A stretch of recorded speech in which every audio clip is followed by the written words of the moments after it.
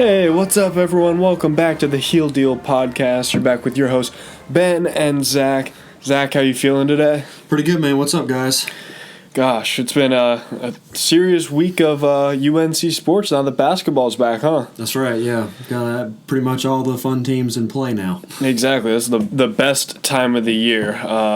Be even better if our football team would actually beat a team by a considerable margin instead of losing by one score every single dang week, it seems like. But we're going to get plenty into that. But we have, of course, the rundown before that, and then some administrative details just about our plans once football season and basketball seasons are combined. You know, we're constrained to 30 minutes per episode, so we'll tell you guys about like how we're gonna proceed with that. So why don't we get straight into the rundown? Men's soccer, they're 7-7-3 overall. So past week or so, they lost to Louisville 0-1. They lost to App State 0-1. They lost to Virginia 1-2. So it's just not. They're coasting into the ACC championship game, not on too great of a roll. Women's soccer, on the other hand, I think as we record this right now, it's Monday the 4th right now, they are playing NC State in the semifinals for the ACC tournament. So they went and they beat Notre Dame 3-0. Now they've got NC State. On the other side of the bracket, Florida State is also going to be playing in the semifinals. So it's looking like there's going to be a rematch between the two teams. Of course, UNC has the upper hand this season. They beat Florida State in the regular season. So really exciting to see how that's going to go. The NC State game is November 8th at 5 p.m. That's going to be in Cary, North Carolina. So if you guys are around, go support the team. Women's field hockey, they're still perfect. 17-0, nothing new to report there. The wins over Boston College, Old Dominion, and St. Joseph's. So they start their ACC tournament November 8th, too. So women's sports doing a lot of things next Friday. And that about wraps it up. So let's move into those administrative details, Zach. So basically, Zach and I have decided that instead of, going half an episode for a football preview, half an episode for a football recap, I had those mixed up. The other way around. We're going to go 10 minutes between the recap for football, the preview for football, and then basketball-related stuff, whether that's a preview, whether that's a recap, whether that's just talking about what's going on, especially because basketball doesn't follow like the same regular schedule as football does. Right. But we'll make it work, and then that's only for, 3 or 4 more weeks. Hopefully longer if we make a bowl game. Yeah. But once football season's over, then, we'll be talking about basketball for most every single episode. Right. So, we just felt like that because football season is still in and that's the main focus right now, and we have, all spring to worry about basketball, we're just going to do 2/3 of the episode for football still, and then when that season is over, the episodes will pretty much just be basketball related from start to finish, much like football has been up to this point for this season of the Heel Deal. So. Yeah, so we didn't want to abandon our football team to give you like in-depth previews for like UNCW or Weber State. Yeah. So that sounds good. And so for this episode, we're going to give you a breakdown and a recap of everything that happened with that Virginia game last weekend. And then we're going to talk about just general basketball stuff. So that's going to be a little bit of what we saw at the scrimmage, and then what we're looking forward to in this first ACC game against Notre Dame. Yep. Just kind of weird. Zach and I couldn't figure out, was this like Wake Forest football game where it's an ACC team, but it doesn't count on our schedule? But from what we gathered, it has something to do with the new ACC channel. Like they had some sort of deal where all the ACC teams are playing these like quote unquote preseason games, but it is going to count towards our regular season, our regular ACC season. So honestly, this is like a really, really important game straight off the bat. And if last year was any indication, we can take a little while. These teams can take a little while to find their stride. So, it's anyone's bet what's going to happen in Notre Dame. So that's what we're going to talk about. But why don't we get into the Virginia game, Zach? All right. Tell me what you're thinking a few days removed from that game. Well, yet again, we have a photo finish where we either lose or win by one score. And, this game was back and forth, as you guys probably know if you watched it. A lot of fun stuff, a lot of big plays.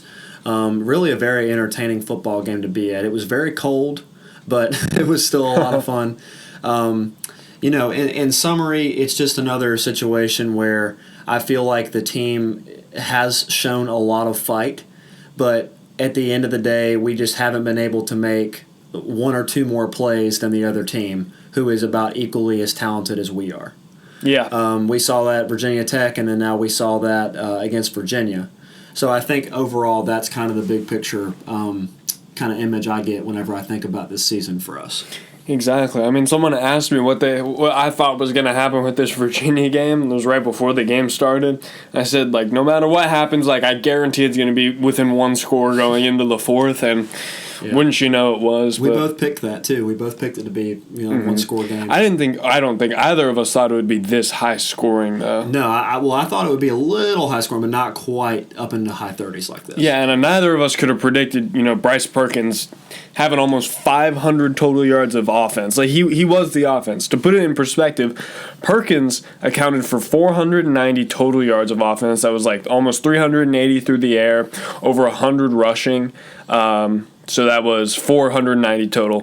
Mm-hmm. The UVA as a team had 517 yards of offense, which means that anyone not named Brice Perkins, so Brice Perkins amassed for everything except for 27 yards of offense, which is insane. Yeah. So logically, if you can stop Brice Perkins, you can stop Virginia. And we just weren't able to stop Brice Perkins. What happened there? What happened with our defense? Well, I'll tell you one thing, and we anticipated this, Ben. They attacked us in man coverage on the outside. That was one thing that I knew was probably going to happen, and I hoped that our coaching staff anticipated, and I felt like they did. But nonetheless, Storm Duck and Hollins and really all the corners got attacked in man coverage with big receivers like Dubois, and we couldn't cover them. Mm-hmm. We couldn't cover them, and they started working those out there. We were playing a lot of man coverage. And they just kept attacking outside the numbers. And then, they were having a little bit of success on the ground. Perkins was getting out and getting 2 or 3 more yards than he should have after every contact because he's so big. But I think the story of the first half, Ben, and really what started this for our defense was our inability to cover guys one-on-one outside the numbers. Yeah. I know I keep saying that, but that's kind of been the story for the past, I think, about 3 weeks. Duke did it. Virginia Tech did it. They're attacking our weakness. And what you can't blame them. Yeah, exactly. I feel like we've been talking about it for at least 3 or 4 episodes in a row, but it's just our depleted secondary, as talented as they may be, they're just undersized. And that makes it really, really tough. So I know you said that UNC made some adjustments going into the second half. What were those adjustments, and why didn't they necessarily work? Because UVA rallied off 21 points in the third quarter. Yeah, you could argue that they had a better second half than they did first half. In the first half, they seemed unstoppable for most of it. But yeah, we made a pretty big adjustment, I feel like, going into halftime, and it was kind of an anticipated adjustment. They switched to a lot of zone coverage, the Tar Heels defense did. And, the reason you do that is an obvious one. If you're getting killed on the outside by curl routes and hook routes for about 10 or 11 yards, drop those linebackers or those nickel corners into those zones so that you take away the front end of that play.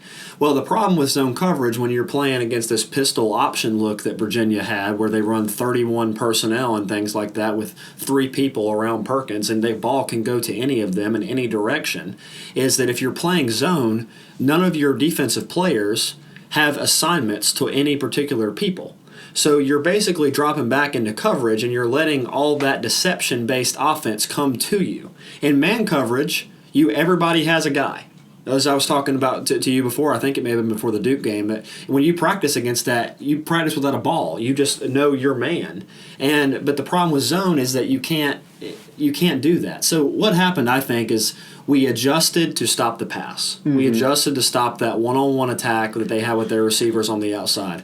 And that helped a little bit. They weren't able to hit those as much in the second half, but they were able to get the run going a lot more in the second, I thought, at least for big plays, most particularly Brice Perkins down the sideline, where I think it was a case of our defense just assuming he went out of bounds, but he obviously didn't. It wasn't even close. He stayed in completely.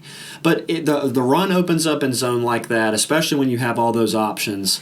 And also the passing game in between the zones opens up. And because Perkins is so good at getting outside the pocket and rolling the zone with him, he was able to find those windows that opened up kind of diagonal to his vision, not throwing across his body, but not throwing directly in front of him, because as those zones move and the receivers stop in between, it's going to open up eventually, Yeah. So, and that's where they found us in the second half. So they started passing more inside as opposed to outside against our zone, and we couldn't really stop the run because we were dropping back into zone waiting for the run to come to us. Yeah, and I mean, doesn't look like our defense is going to get any healthier for the last few games of this season. Where do we go from here? Is there something scheme-wise we can do to just match up with teams better so they're not going to start dropping 30-plus points on us for these last 3 games? I mean, I think something's got to be done, Ben, at least early in these games, to let teams know that they can't just throw outside at our corners all day. I mean, and I know that we're not going to see Brice Perkins again, but we're going to see some other quarterbacks for the rest of our games that are going to be able to run the ball. And if we're playing zone the whole time, that's going to open that up. And the other thing is too, we haven't played a lot of zone this year. Yeah. I'd say probably about 85% of our defense so far this year, based off what I can remember, has been man-based. So you start asking them to play a bunch of zone, that's not what they're used to. They're used to playing man, even though we've been getting killed on the outside with it. So it's that battle of like, okay, do we keep doing what we're comfortable with and we know we feel like our players are happy doing, but it's hurting us, or do we try something new that may take some time for them to get used to this late in the season, but it may give us a better chance to stop those outside passing games?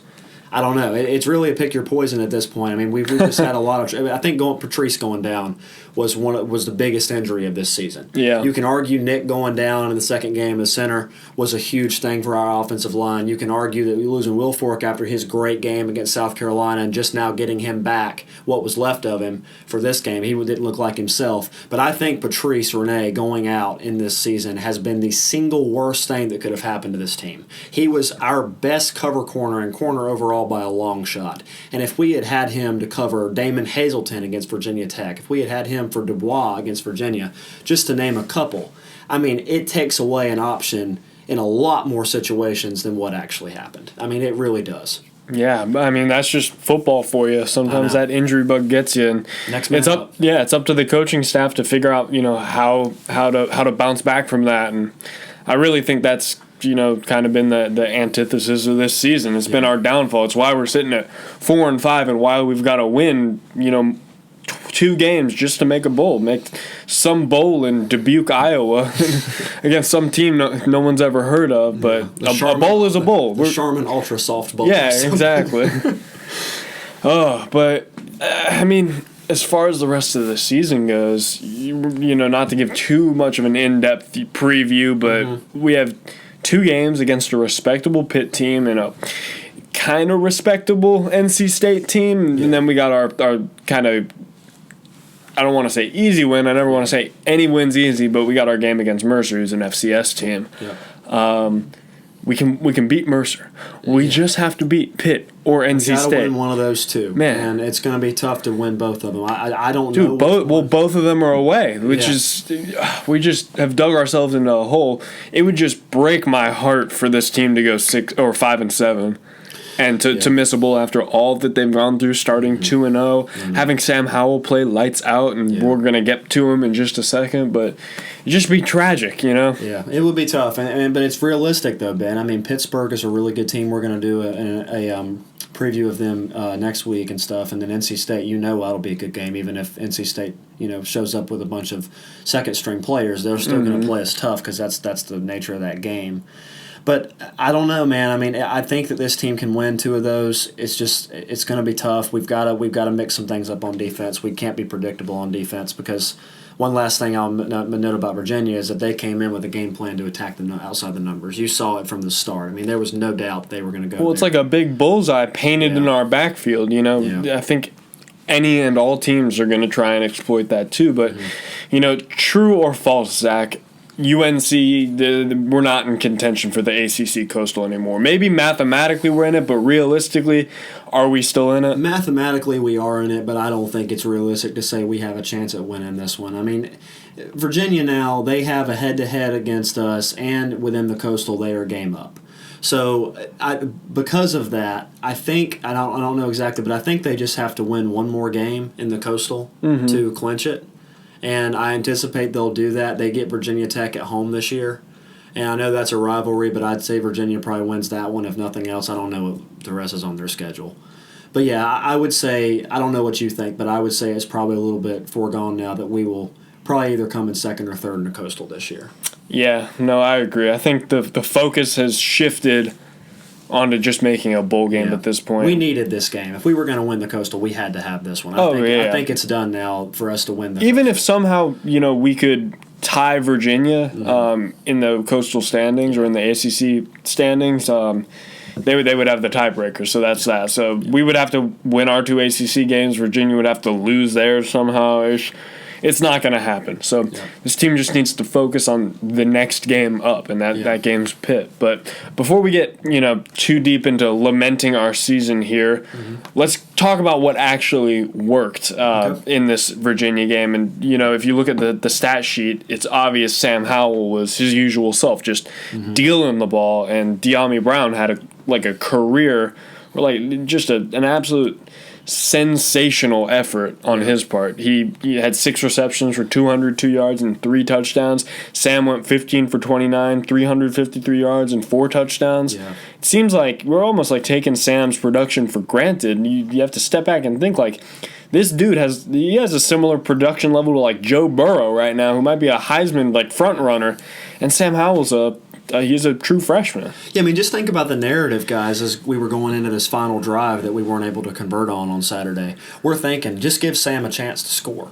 I mean, you're talking about giving an 18-year-old person, you just want him to get the ball back with no timeouts with less than 2 minutes to go the length of the field to score. And we're sitting there thinking, we can do that. I mean, last year, if we were in this situation, you might as well walk out of the stadium. We probably would have left already before that even fourth quarter got there. But yeah, I mean, the fact that we're sitting there saying to ourselves, Sam can get us in the end zone in these situations against a good defense tells you right there that we're almost subconsciously starting to expect him to be great. And he deserves to be looked at that way. I mean, the guy's been great. He's surpassed everything I could have possibly thought of for this season, Brown. I mean, doesn't he have the best interception to touchdown ratio in the country besides Joe Burrow or something like that? Isn't he up there in that top 3? I mean, he's up there with just kind of any advanced metrics you look at, but he's a true freshman. This guy's going to be amazing next year, and just think about, we're going to have him till he's at least a junior. This is, and Mac Brown was saying himself, even though we're not there right now, this is a team that's going to be good, man. We talked about, I mean, book it right now. We're going to be ranked at some point next season. I think we'll be ranked before we play our first game. Yeah. I think with everything we get back, and especially if we have a good end to this year, make a bowl game or not, I think even if with 5 wins, they're looking at our returning roster and the way Sam's played, I think they put us in the top 20. Maybe not top 20. Maybe it'd be in between 20 and 25. But you get my point. It nonetheless ranked. Yeah. No, I totally agree. And then a year after that, it's anyone's guess. You know? I don't know. Us versus Clemson, ACC Conference Championship. Book it right now, 2022 or wherever. Be nice. We'll see what happens. Is there anything else you want to say about the offense before we move on? Yeah, I mean, just real quick. I mean, we talked about Sam, but I mean, De'Ami Brown played a great game. People forget that, they don't forget this. He dropped that pass at the end that could have got a first down. But let's not to look into that too much. He played a fantastic game. Really, we ran the ball well too. Javonte ran well. Michael, really, the offense fired on all cylinders. Yeah, much like it did against Virginia Tech. We just didn't have the defense at the end of the day to get off the field when we had to. And it's tough for an offense because the entire game plan and the mindset changes when you're playing catch-up all the time. Yeah. So who knows if we just had a touchdown lead instead of trailing a touchdown. Yeah. Essentially, the entire game, but we could have blown the game wide open. But instead, we're forcing Sam Howell to sling the ball, putting the entire game on his shoulders, and 99% of people are going to falter at some point. Yeah. So really, you can't put that on him. You can't put that on Diami for dropping that game after having 200 yards receiving. Yeah, 3 touchdowns. Yeah, I think you can put it on our defense and our defensive game plan. And the game plan I thought was good, but it's just that our ability to execute is the trouble. And I know we've already talked about this. We need to move on. But, I mean, they're doing everything they can with what they've got. Mm-hmm. I would be very upset if it looked like they were loafing. But, I mean, with the personnel we have right now, Jay Bateman is doing a great job. And the competition we've had to play, he's doing a great job. We talked about how tough this schedule is for us this year within the ACC. So they're doing what they can. We've just got to get some new guys in. We've got to get fully healthy, and we've got to get more accustomed to Bateman's playbook and what he wants to do in the years to come, and really start to get off the field on those key downs. Yeah, and that was never going to come year one. Yeah. But a lot to look forward to year 2 and 3. This is going to be great. But why don't we move on to, we're actually going to just do a complete 180 here, going into basketball season. So we just had our scrimmage. I can't even remember what the school was that we played. Winston-Salem State. There it is, Winston-Salem State. So it was just an exhibition game, which doesn't count for really anything. It's just kind of get the players warmed up in an actual game environment. Mm-hmm. So what did you see at that scrimmage? Well, like you said, there's really not a whole lot that you can get out of that other than just kind of a glorified practice, if you will. But I will say this, guys, and I don't want to be pessimistic going into the basketball season, okay? But to put this in context, these kind of games are games where you see the home team, or us, and the top 10 ranked team, win something like 120-50, and nobody's surprised. Mm-hmm. Now, in the second half, they were within 20 points for most of the second half, and we weren't necessarily keeping our best players in there together in rotations like we most likely would have had it been a real game. Mm-hmm. So it's a little bit tough to say what I'm about to say, but I'm gonna say it anyway. I don't think we looked very good. Mm-hmm. And I agree with you. And within the context of the competition, I think it was a very, very subpar performance at best. I hope that I am looking a little bit too much into it, and that Roy was testing things out that he would never really test out or plan to test out come real game. Maybe he was just experimenting for emergency situations. I have no idea. You'd have to ask him. But being only about 17 to 20 points ahead of this team with 10 minutes to go in the game is a little bit concerning, because this is a team, as you mentioned, they're not even going to be playing any Division I teams pretty much all year. Yeah. This is a team that doesn't even normally get shipped off to play those endowment games where they make a bunch of money. This is a team that would have trouble beating those teams.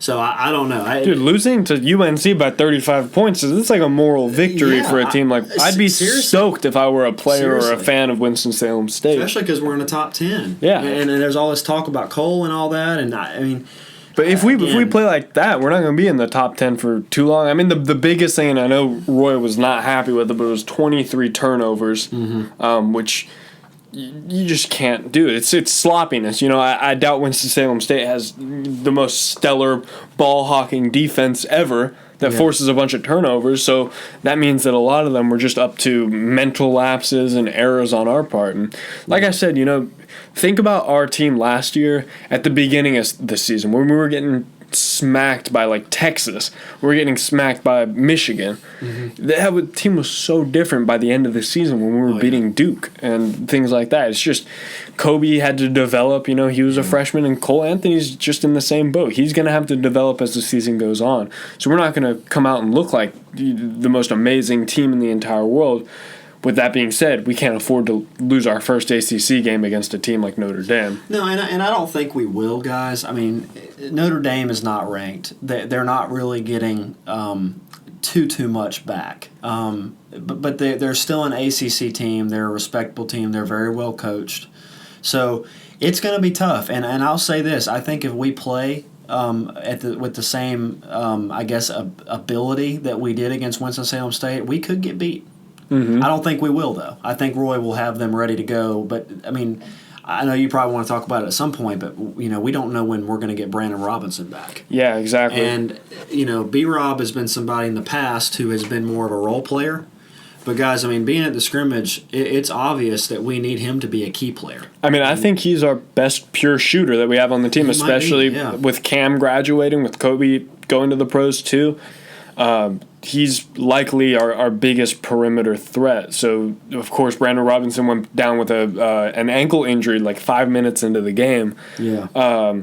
He has no timetable to return as far as we can tell right now, which means, it's a fairly decent sprain. Yeah. Thankfully, it's nothing like a torn ACL or an Achilles that would be season-ending. Yeah. But still, we're probably not going to have him for at least a good portion of this pre-ACC play. Yeah, I agree. He was going to be a starter, too. Oh, yeah. He was going to be starting at the 3. Mm-hmm. So why don't we just – they trotted out the lineup of Cole at the 1, Christian Keeling, the transfer, at the 2, B-Rob at the 3, Garrison at the 4, and Armando Bacot at the 5, which is, probably our best lineup on paper. That was definitely one that people were throwing around. People didn't know whether it was going to be Leaky or Christian at the 2 or Leaky and B-Rob at the 3, but now I think we have a pretty good idea. It's probably going to be Christian Keeling at the 2 still, and then they may go small and put Leaky in at the 3 while B-Rob's out. Yeah, I'd say that's probably the better bet. The only other option, really, I think, based off what I saw, was Justin Pierce. And, he looks like he's going to be a pretty good shooter, guys, and he's got some hops, but he's still learning what we're doing here, and you can tell he's still. I think the thing he had the most trouble with the other night was it's not natural in his brain yet to push the pace after a rebound. I noticed a couple times when he would get a rebound, it took him a second to remember. We gotta go. Yeah, gotta go. We're gonna run here. I forgot where I am. So he's not a William and Mary anymore. He's looking for the green uniforms. Yeah. He's. I guess they didn't try to run as fast as we do, which nobody really has the ability to do that. But yeah, I mean, it's going to be an adjustment for guys like that. So I think Roy will do the thing that we're anticipating. He'll probably put Leaky in there and tell him, I know you're not a traditional 3, and you're not going to play that for most of whatever's left of your career. But right now, I need you to do that. Yeah, exactly. And he might throw out all sorts of different lineups, especially in this early season. Like, this is a time to experiment with, who runs best at the 2, who runs best at the 3. Maybe they're just going to split equal time between Keeling, Leaky, and Justin Pierce. Yeah. Who knows? It's anyone's bet. I feel like our big man, the 4 and the 5, they're pretty set. Garrison, he's been impressing me with what we've seen in the very limited time. So at late night with Roy, he played really well. In the exhibition game, he played fairly well. Yeah, I think Sterling Manley is just a model for Joseph A. Bank now, because he's been wearing suits for basketball games for as long as I can remember. I guess maybe he's like an assistant coach at this point. I don't know what the issue is. I mean, I don't know if what the injury is, if there really even is one. I don't know what the problem is. I mean, I can't see a brace anywhere on the guy. He looks like he's walking fine, and we can use him. I mean, having depth in the front court would be huge this year, because I don't think the back court is going to be able to produce nearly as much as it did last year. Yeah, and Armando Bacot's probably going to have similar growing pains to any other freshman. We can't put too much on his shoulders, and we know Garrison can't shoot. So, I mean, it's going to come down to, can we get rebounds and stuff with him and use him to help set up stuff for Armando to kind of run the offense down in the post. I don't know. I mean, guys, this is going to be an interesting start to the season for the basketball team. I think ultimately we will end up being a top-level team by the end of the year, as long as guys stay motivated and we can stay healthy. But don't be surprised here if we drop a couple in the first month of the season. Yeah, especially with tough games like Ohio State and Gonzaga. Yeah, that's December. But I'm talking like, I wouldn't be completely shocked if we lost to Notre Dame. I mean, it would suck. Yeah. But it wouldn't shock me to death. I mean, some of these early games, like, you look at Wilmington and Gardner-Webb, I don't see it, and Elon, I don't see us losing to that. But, Ohio State is a ranked team. Wofford always gives us trouble. Wofford's going to be a good team, man. They made the tournament. They made some noise last year. And then we got to go to Gonzaga this year. And they're going to be ready to and then UCLA. Then, Roy's known for making these pre-ACC schedules pretty difficult, because that whips this team into shape when it starts to really matter, when we start to get into the ACC regular season play. Yeah, it's going to be tough, guys. This November month, we've really got to get it going, because when we get to December, it's pretty much you're going from December 4th with Ohio State at home all the way through, to UCLA, and then even when we end on December 30th with Yale before we get to ACC play the start of January. I mean, all those are going to be tough. Maybe minus Yale, but I don't know. I mean, we got to get it right quickly, but don't be surprised if it takes a little bit because it might. I mean, we'll have probably a better idea of the trajectory of this team after they play Notre Dame on Wednesday. So, of course, we'll report back to you guys our thoughts about it and everything on our episode on Sunday. But that about wraps up our time for this episode. So, if you guys are excited about basketball season, if you think they're going to throw out some other lineup or you got other ideas for what they might throw out, please hit us up on Twitter. We'd love the interaction. We'd love to talk to you guys about what you think is going to happen, especially with football season wrapping up. But right now is the best stretch of the year, Zach. We got basketball, we got football, we got everything going. Yeah, it's a fun time of year. I love winter time and late October and November. It's always fun. Yeah, absolutely. So as always, it's been your host Ben and Zach. Thank you guys so much for tuning into the Heel Deal podcast. And always, guys, go to Hell Duke.